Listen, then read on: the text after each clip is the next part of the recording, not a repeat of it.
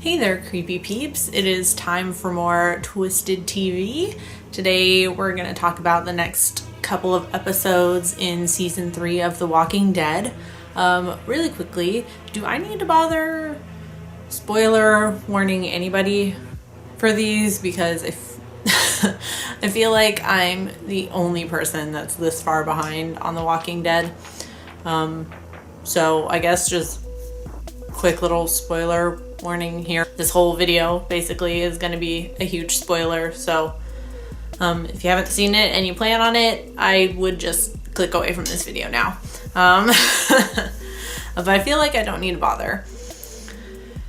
Anyways, so where we left off last time is Lori dying, which sucks. I think I explained it last time, but I was just more sad for Rick and Carl, as horrible as that sounds. So the next episode that we're back in, Rick is kind of, well, he's just coping.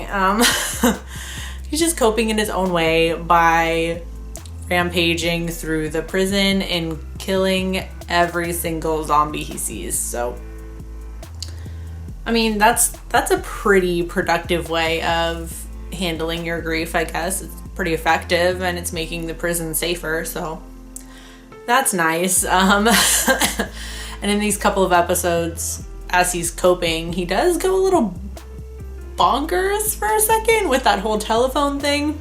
I legit believed it for a second, like when that telephone rings, I'm like, no fucking way somebody is calling. And then as soon as I started to recognize the voices, and I was just like, oh, I get it, it's all in his head. And then all of a sudden you hear Lori talking to him, and you're like, oh, I see, he's just crazy. I mean, he eventually gets a grip on himself and kind of becomes the leader of the group again, but while he's off doing his little crazy thing, Carl steps it up a little bit, which is pretty cool. He is adorable.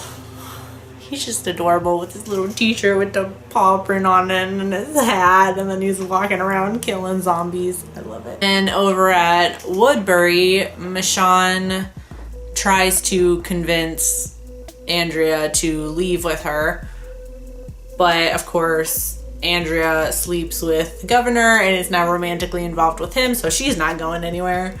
And Michonne does leave.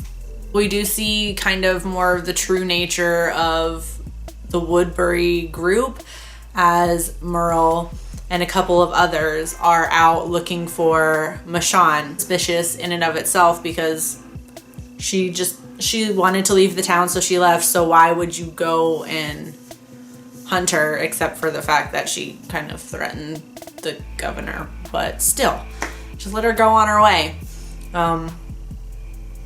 So they go out looking for her, and they get into, an altercation, losing 2 of the 4. So it's just Merle and a new kid. And of course, Merle, who is kind of acting like he's on the governor's side, he really just wants to find his brother now that he keeps hearing from people that, or now that Andrea's told him that, at least the last that she saw, Daryl's still alive. He kills off the new kid, and goes and lies to the governor and says that they killed Michonne, and, unfortunately walkers attacked, so the rest of the hunting party was killed. So he's a big old liar, which is not surprising for his character. Like, was anybody surprised? No. Let's see. And then of course the group gets split up, which is never a good thing. As soon as the group splits up, like our main group, as soon as they split up, bad things happen and people start to die, which of course is proven true when Glenn and Maggie go on a run for baby formula. They meet up with Merle. They get taken back to Woodbury because Glenn refuses to tell Merle where the prison is, or where they're hiding, which is in the prison. He does tell Merle that Daryl is alive though, so Michonne was watching this the whole time, she grabs the baby formula and goes to the prison. She explains to Rick and the others that Glenn and Maggie have been taken, so they form up a little hunting party with Michonne, Rick, Daryl. They get a hunting party together and go out to Woodbury to go and save their people. So now the group is all split up, which is never a good thing. That never ends well.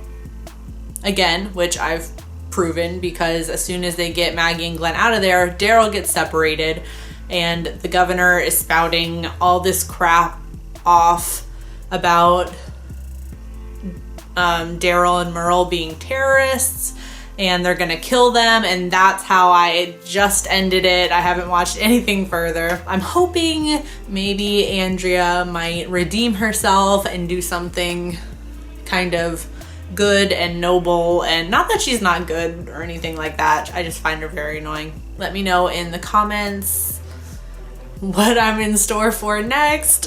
Maybe is Andrea gonna redeem herself? Please tell me that, because I'm really sick of seeing her face. If she could just redeem herself, I could tolerate her more in the show. Anyways, I do hope you enjoyed this video. If you did, please give it a thumbs up and feel free to subscribe to the channel if you'd like to see more of my face and hear more of my voice. And until next time, stay strange.